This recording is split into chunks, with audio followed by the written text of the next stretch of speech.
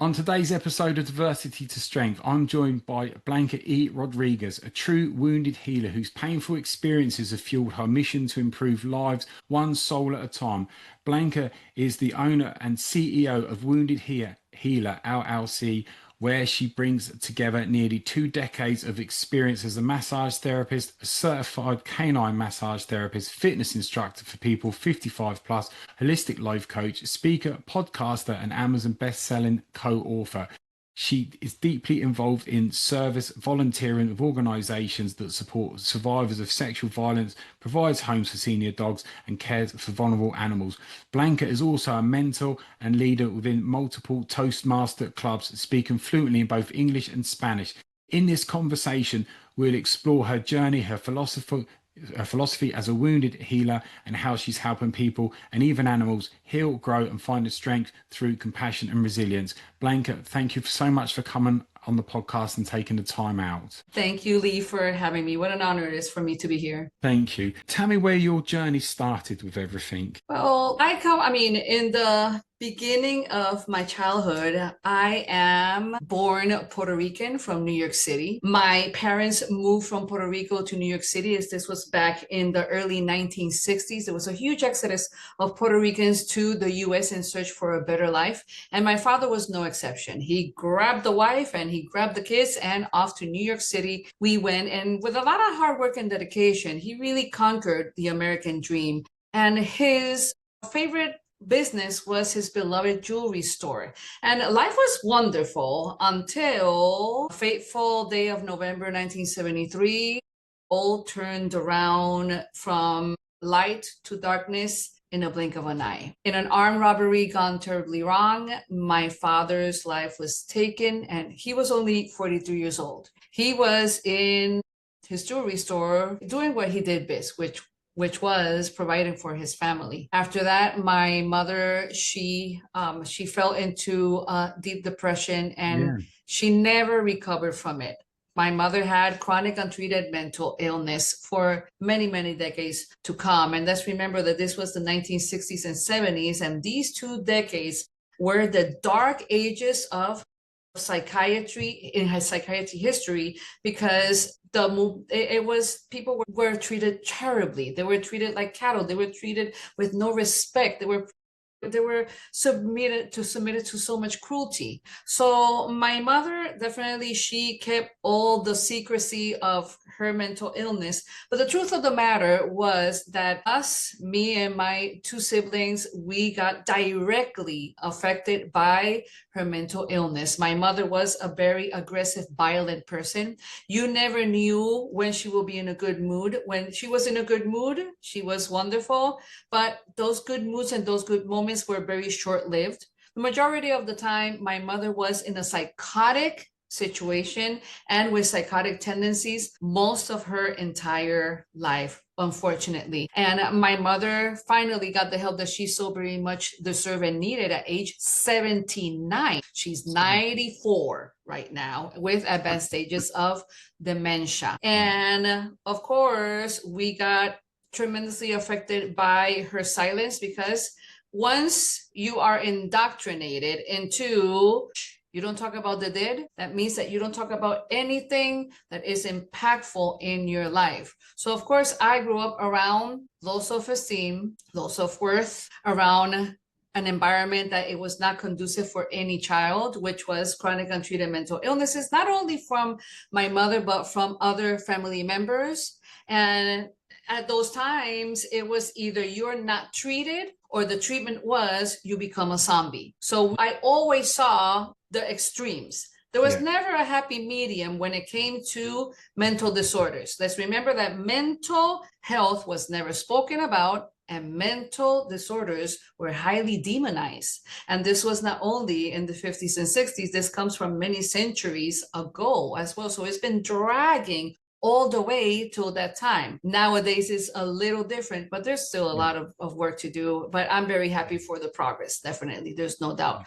I grew up around this kind of environment where silence was king, where you just keep on going, where you don't express anger, you don't express fear, you don't really have anybody, at least in my case, I really didn't have anybody to turn to, starting with the horrible death of my father. When I wanted to grieve, I didn't know how to grieve because Yeah. nobody taught me how to grieve. I would go back to school and nobody said a word. It's not like now here in the US, at least there's grief counseling for tragedies that have happened. And yes, there is still, hey, I repeat myself, there's still a lot of work to do, but it's progress, much more progress than what I experienced Yeah. as a fatherless child in the midst of a tremendous tragedy. And I was reading some research not long ago that 2/3 of all children from all over the world will suffer a traumatic experience before they reach 16 years old, whether it is the tragic passing of a loved one, being bullied by family members and or school, or being sexually assaulted. I Yeah. went through all of these by the time I was 9 years old and for many decades to come. So obviously, I really, really went down that rabbit hole of hopelessness, of self-destruction, living on the edge, jumping from person to person, going into lots of drugs and alcohol to numb myself from this pain, that I was carrying with me since childhood. So, Yeah. and after that, definitely motherhood changed everything. I became a mother at age 32. That's when my life shifted in this terrifying experience that I call parenthood, because I was terrified. I was saying to myself, I don't have I am not responsible with myself. How am I going to be responsible for a child? And that was when the wake up call definitely came. And it was time for change, and change is beautiful. And I'm very grateful to still be here talking to you about it. Definitely. It sounds like you've gone from one end to the other. There's a lot of Absolutely. change there as well. I mean, in sort of New York at the time, I think it was at the 70s and 80s. It wasn't a great time to live in. There's a lot No. of crime and a lot of violence there as well. Yeah, And absolutely. and when you hear about like your father's store, it's kind of something out of like a movie, Carlito's Way sort of type of movie. For you to have to overcome moving to another country, I'm guessing. Yes, after my father's death, my mother, well, she didn't walk. She ran away from New York City and we moved back to Puerto Rico. To She Puerto did, Rico. yeah, oh yeah, she never went back to New York City after 1970s. She never went back to New York City ever again. I live in Puerto Rico all the way till 22 years 20. ago. I've been here in the US since '03 actually. How So come you just yes. so that's because you kind of assumed that you would have just like kind of got on with life in New York, but your mum's Mhm. like, well, that's it, move No, for her, back. that was it. Yeah, That was it. She despised the city. She never got used to the city. She did yeah, it all because she refused to let go of my father's dream. And my father wanted better. And of course, she wanted better for the whole family because my mother came from extreme poverty. And one thing that she promised herself, that she will tell us repeatedly, she promised herself that when she will become a mother, her kids will never live through the suffering and malnourishment, reject, isolation, and of course, extreme poverty that she went through when she was a little kid. So my mother definitely, she beat some good odds there and she broke some good barriers there, and on behalf of her wanting something better for herself and her family. And New York yeah, City was one of those things that she put up with it. She swallowed her pride and she said, no, this is for the better. I have to look at the bigger picture. And that's what she did. But when my father got killed, she said, that's it. And we left to Puerto Rico and she never again. Yep. That was the end of New York City for her. How did you feel moving back to Puerto Rico? It was confused and lost as it was. It was so, there was like no time to really analyze and internalize what was going on, because it was like one thing over the other, the other. It was like a domino effect of events that they were going. First was the sudden death of my father. We go to Yeah, Puerto Rico. We didn't come back. And yes, we will go to Puerto Rico a lot in vacations because my mother never got used to New York City. She will find any excuse to go to Puerto Rico with the kids to be with family. And she missed the family way too much. So we love Puerto Rico, but it was for vacation. They were to live down there. And that definitely was a whole different set of hurdles that happened there. You know, my poor mother, she was a hoarder. And with hoarding in Puerto Rico, well, in many places, there's a lot of critters and insects. And of course, with her hoarding, many ugly things ensued Right. in my upbringing that really caused severe PTSD. I have PTSD with roaches. I cannot be around a roach because I live amongst roaches. And they were there, and it wasn't 2 or 10, they were in the thousands, and we lived oh yeah, it was horrific. And well, you know, we live and learn. We learn the lessons around it. I still get pretty much triggered to this day about roaches. That I deal with it? Of course I do. Of course, but not in my house. No. Never in my house, that's for sure. But yeah, these are some of the things that are so deeply rooted, and all you remember are these critters trying to climb on you, that definitely the trauma is, you know, pretty much the memory, the horrible memory of those days is still there. And my mother did the best that she could with the no tool. Exactly. She's Mhm. not only is she, I mean, we're talking like the early 70s there. And Yes, so there's zero mental health. There's people writing not at all. academic books about it in universities, and then that's Right. it. So she's lost her husband. She's moved to a country she didn't want to go to. She's then stuck in a country she doesn't want to go to. She's got small children. She's Hmm. struggling. She's not going to know how to grieve. She's not going to know what bereavement is. And she's Hmm. having to deal with it. And then she's having to go back to a country which is, I would imagine, did she kind of like pick up from where she left off, or was she able to make changes compared to where Well, she had to make the changes in a very drastic way. You know, my father was such a smart human being that he left everything set. He left life insurance policies. He left he when this tragic event happened, it was as of he felt something was coming his way, really? because it was like, yeah, it was like 6 months before his death, he got all of these life insurance policies out of the blue and for no apparent reason at all. And my mother would ask him, it's like, why are you doing this? You know, you're young. He was only 43 years old. He's like, we've got everything going on for us. You don't do that. And he's like, no, mamita, no. No, you and the kids, no matter what happens to me, you and the kids are going to be just fine. And he complied. He complied. Yes, sir. Whereabouts were you living in New York? What area was that? We were in Brooklyn, but Brooklyn back in those days, it was, to be honest with you, a dump. But Yeah. my father saw the bigger picture, which is today. Today, Brooklyn is the mecca of multi-million dollar apartments, et cetera, et cetera. My father was, one of his businesses, he was the owner of the apartment building where we lived at.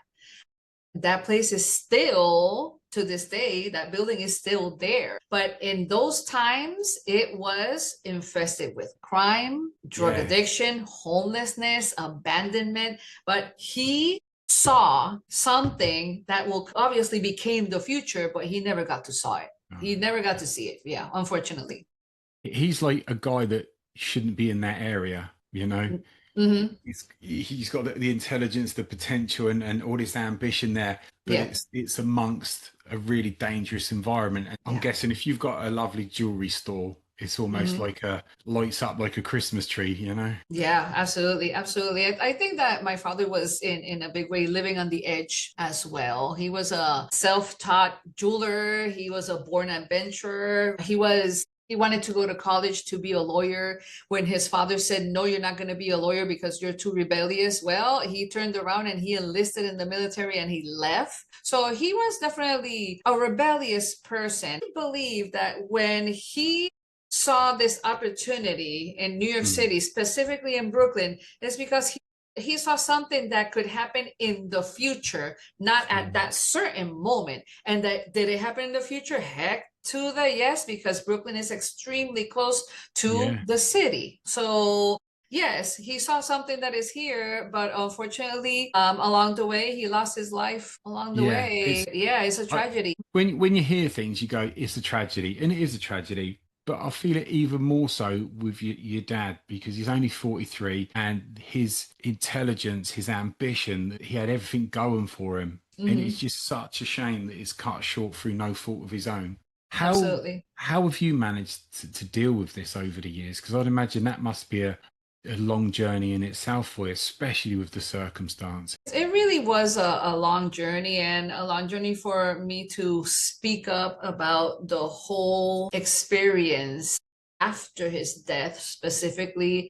It took me a lot of years to break the silence, and I officially broke the silence through the form of a book co-authorship because it was, I mean, I grew up in an environment that you don't talk about the dead. You don't do that. Don't you dare talking about the dead. And that was the first, I don't know, glass wall that I put in front of me to avoid because that's what I heard. It's like you avoid and you avoid.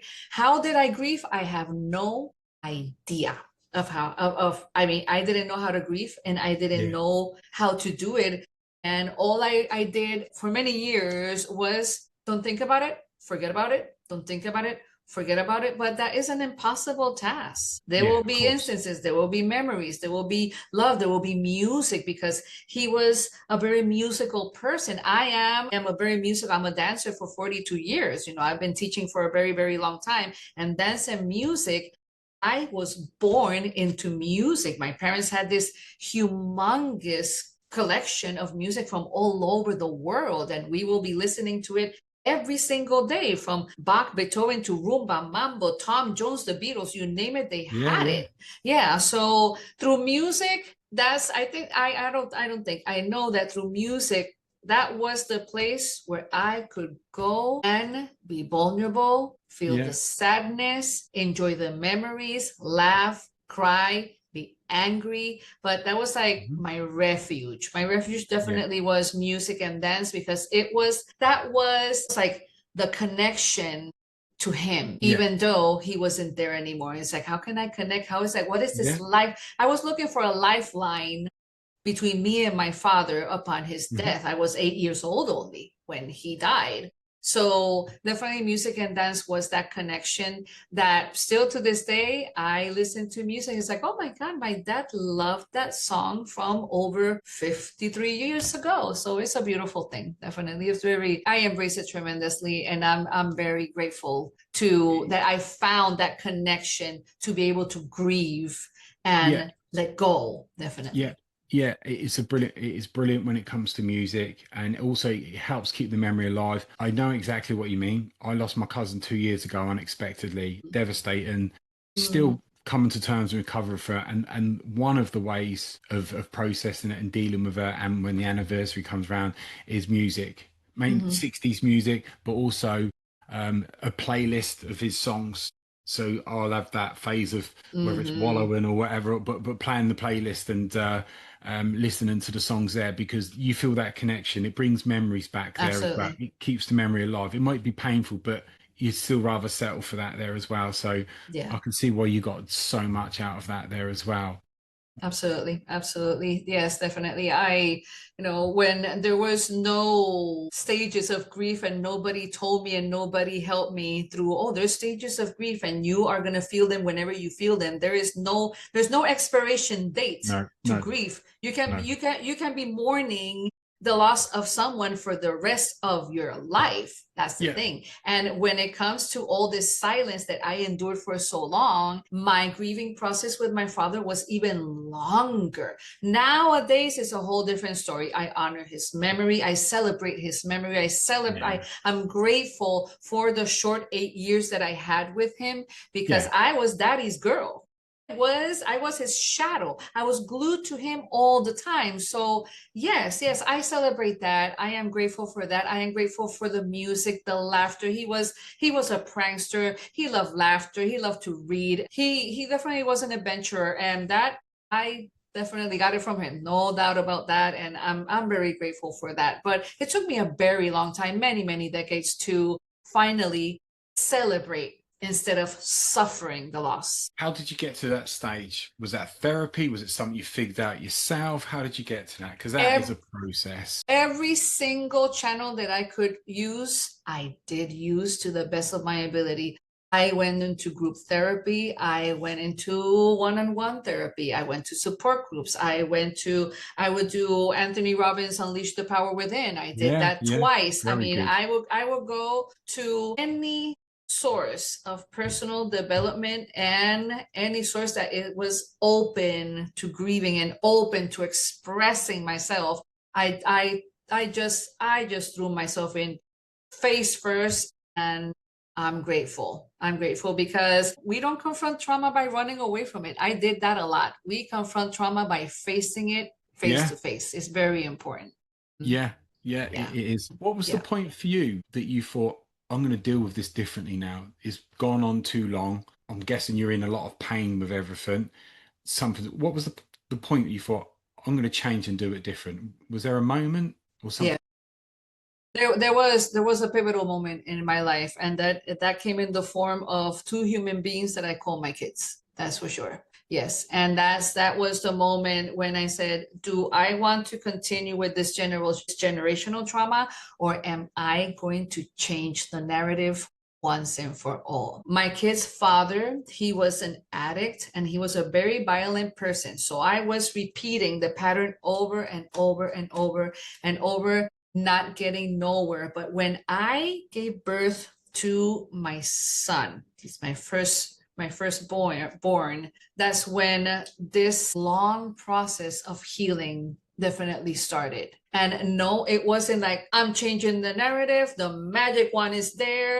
Like, no, this was little by little, because we as humans, we are beings of habit. Yeah, So I was in this habit of violence, the habit of abuse, the habit of abandonment, rejection, neglect. I mean, there's a lot of addictions in this life. And I can say that part of my biggest addictions was being an addict to victimhood. I was everybody's victim.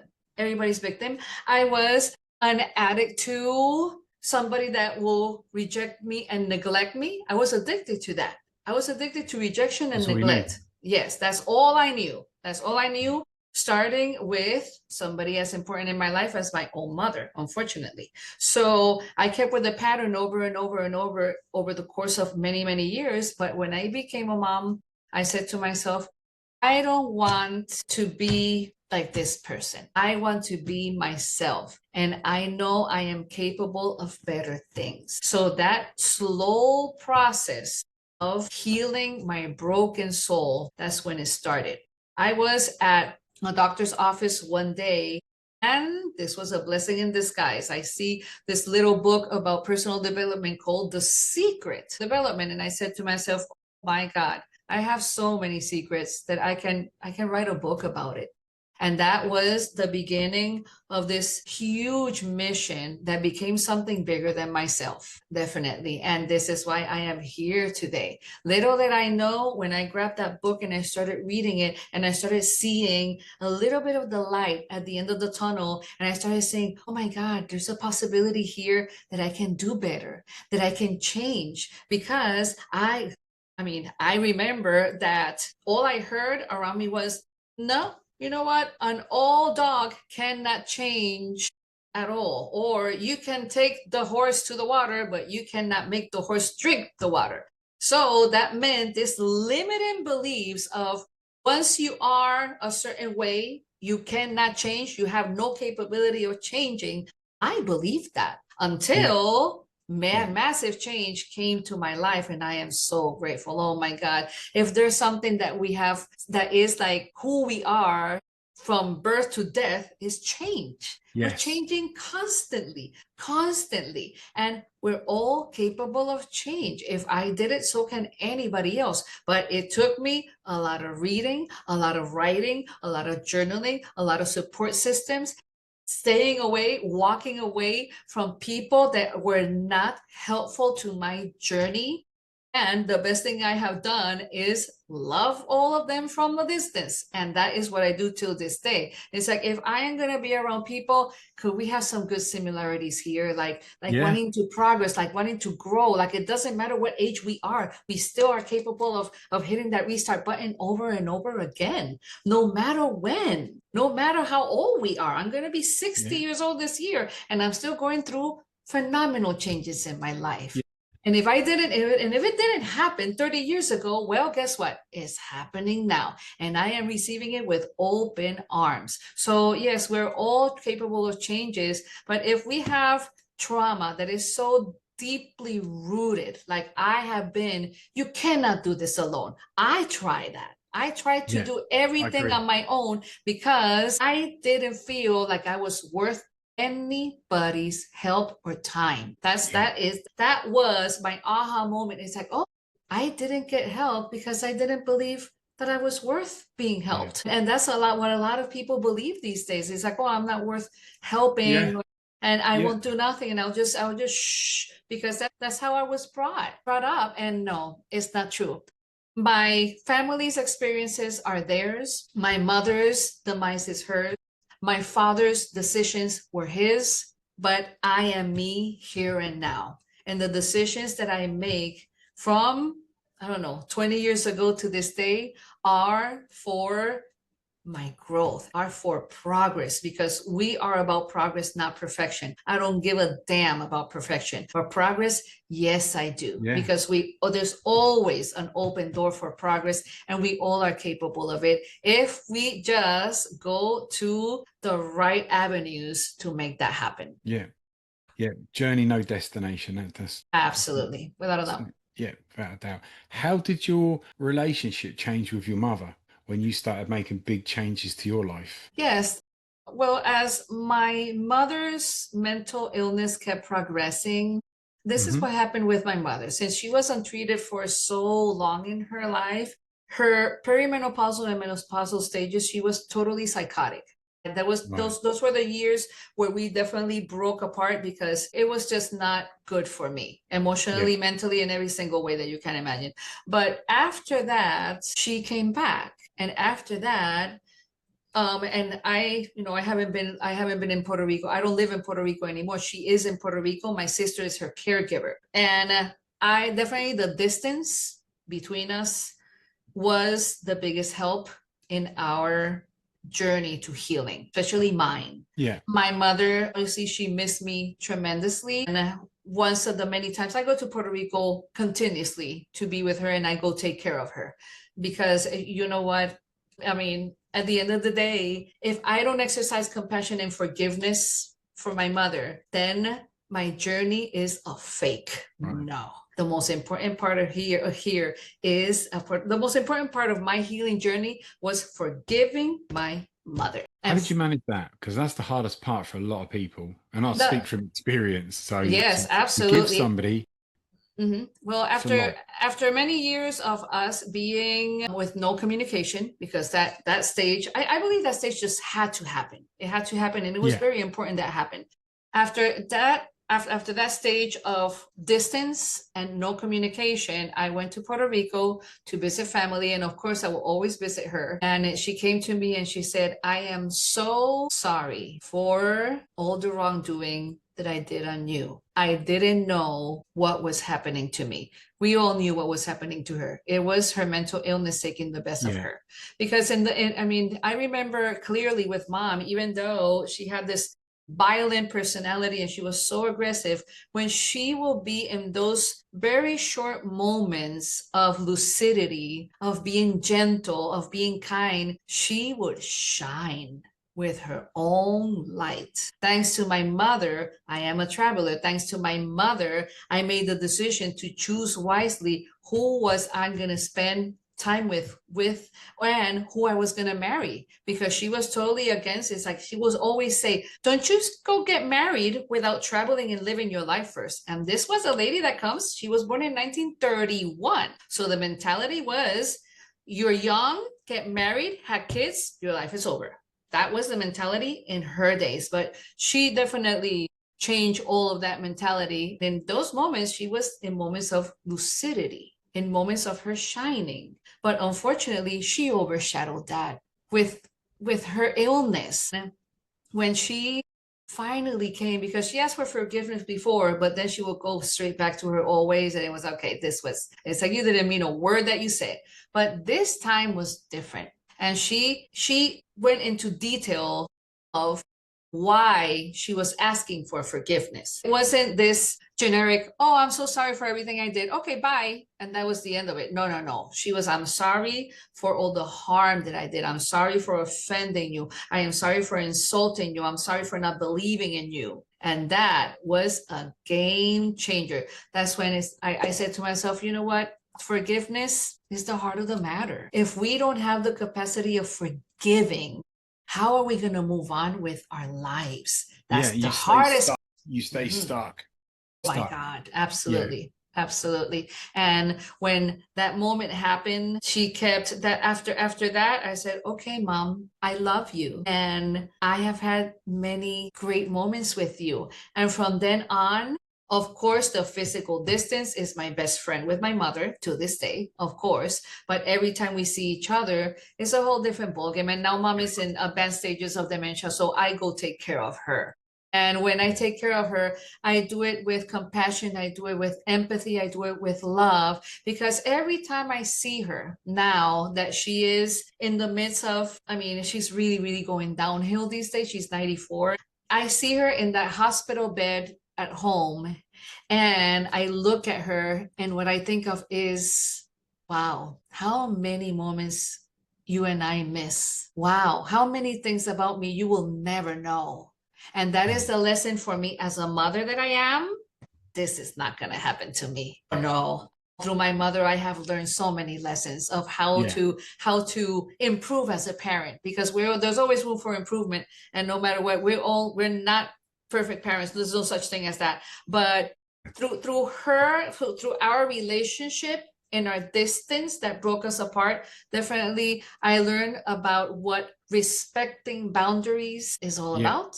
Because with my kids, that they are full-blown adults now, there is boundaries, and I got to respect their decisions, because that's all I wanted when I was their age, to be respected and for my boundaries to be respected. And that never happened. And since that never happened, we broke apart.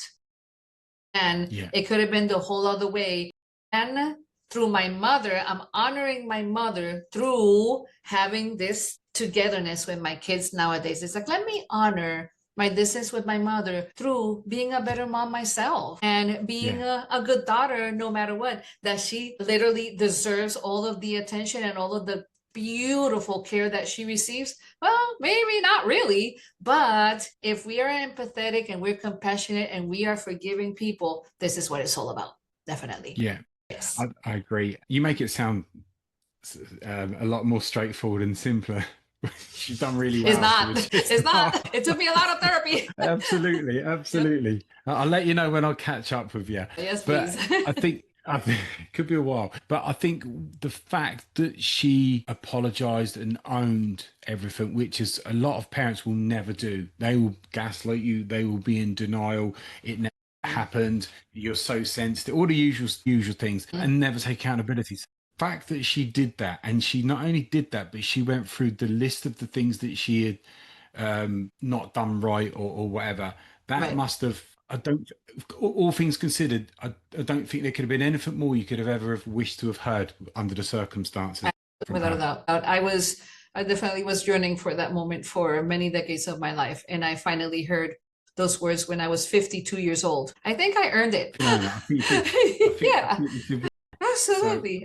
But it was a lifetime of oh my God, a lot of darkness, and a lot of, the bad overshadowing the good, that I always knew somehow that was there. And I always knew that was there was good in there, because those little moments, it's like, I remember those little moments.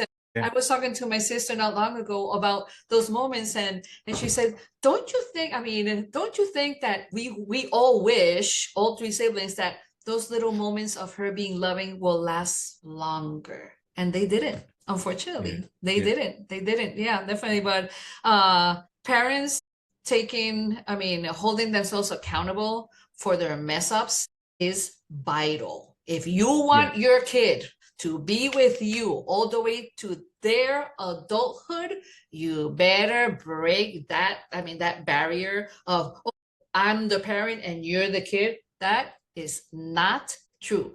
That doesn't work that No. way. Our kids will be with us while they're children, while they are under our care and under our control. Oh, yeah, they will have no other choice but be there with us. But when they spread their wings and fly, you better believe that they will make the decision, either I will stick around with my parents or I will just break free from them. I broke free from my mother and I make the decision that it's like, nah, my kids are not breaking free from me because I am not going to be that kind of parent. I'm not going to be. And to this day, we have a beautiful relationship. Me and my husband, we share 4 kids in common, and Yeah. we are honored that our kids are from ages 24 to 35 and they want to be with us. They invite us places. They fly in to be with us. It's a beautiful thing. I'm very grateful. But you know what? I work my ass off for that in the most beautiful way possible. And yes, I may not be in agreement with everything they do, but they're not in agreement with everything I do either. So yeah, we meet halfway. It's a happy medium and it's a beautiful thing. So yeah, to all of you parents out there, listen up. And yeah, you want a long-lasting relationship with your kids, you need to respect boundaries. I totally agree. Totally Mhm. agree. I see it in everyday life. I see it with clients and what they've gone on in their past there. And Mhm. you listen to how parents are treating their kids, and you carry on. You're going to pay the price. That's right. They're gonna outgrow you. They're going to cut you out. They're Oh not going yeah. to forget. Mhm. They're not gonna Um, forget. and That's right. and look, with my kids, especially like my sons, I explain to them like I'm just a guy. I'm an Mhm. adult, but I don't know all the answers. I make mistakes. I get things wrong, but I still treat them with the same level of respect. I don't have a divine right because I'm a parent. It's probably all the more reason to show them the respect. But the fact that, and what surprised, our relationship's amazing. I'm so happy for you. As it Good. is with my daughter, it's good to come from bad experiences and realize, well, if I do the opposite to what I've had, it's probably going to be okay. You're Mhm. probably going to be there. Makes it Without a doubt. kind of Oh my makes it God. easy there. Without a doubt. I cannot agree with you more. What age were you when you started to change then? Was that in your early 30s? Early 30s, definitely. Early My 30s when my you had, early 30s was definitely the time when all these changes really started. That I really started to work hard on those changes for them yeah, to happen. And it's a process, it's a slow one. We have setbacks and it happens. It happens. We have setbacks. You can go back and you can go forward, or you can stay stuck like in a limbo. But that's the way progress is. yeah, That's the way progress is.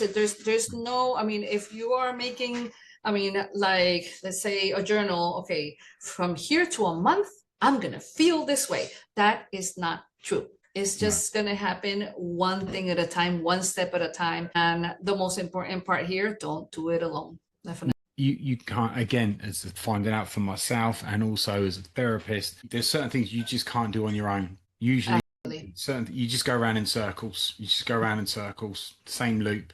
So it's not Yeah, until you have therapy or whatever it might be that then you can start doing things differently as well. absolutely.